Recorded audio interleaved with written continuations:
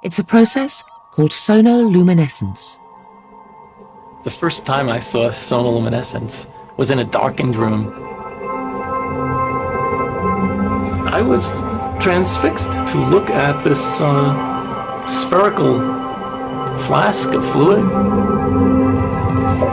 And you look into the center, and in the center see a glowing blue-purple light, which could be seen with the unaided eye. I told someone that the stars we see in the skies aren't planets, but instead are just lights. He replied and said, if they are just lights, then what is powering them? That was a good question, and the best answer I could give was this video right here called Sonoluminescence, Star in a Jar. Professor Seth Puderman of the University of California has done great research and has come to this conclusion, and it makes perfect sense. We wholeheartedly believe what the Bible says about creation. We believe that there's waters above the firmament, and we believe that the stars are just lights, as the Bible explains. God spoke everything into existence. He said, let there be lights in the firmament of the heavens.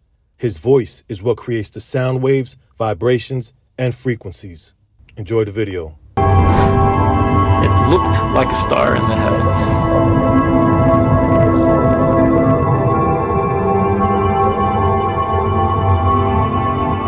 Seth Puderman called it the star in a jar, a tiny spot of bright light contained in a flask of liquid.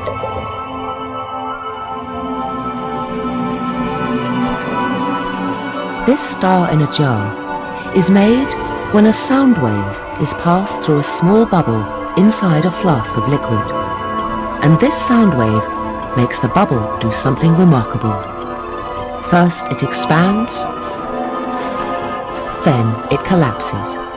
And this collapse happens so violently that vapor molecules trapped inside the bubble slam together and heat up so much that the bubble gives off an incredible burst of heat and light, several thousand times a second, giving the appearance of a star.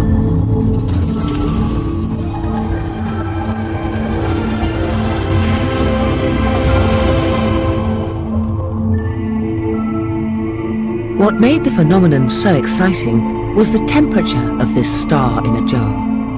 On its surface alone, the light burns at tens of thousands of degrees. And Seth Puderman now contemplated a tantalizing possibility. Could the core of the collapsing bubble be even hotter? Hot enough for fusion?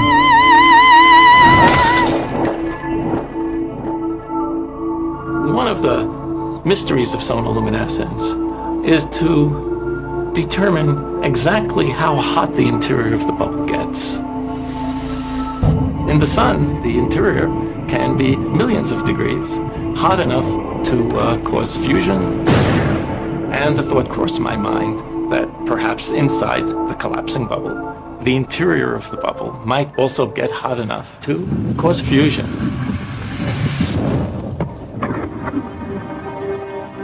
If so, this would be something truly amazing. By simply bombarding tiny bubbles with sound waves, temperatures of over 10 million degrees would be created. And nuclear fusion, the same reaction that powers the sun, would be happening almost effortlessly here on Earth. Twinkle, twinkle, little star, how I wonder what you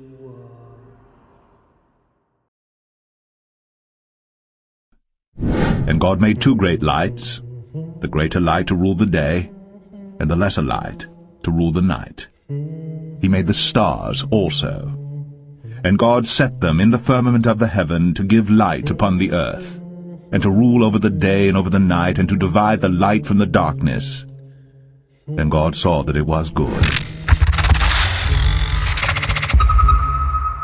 JCITB-TV. Yeah!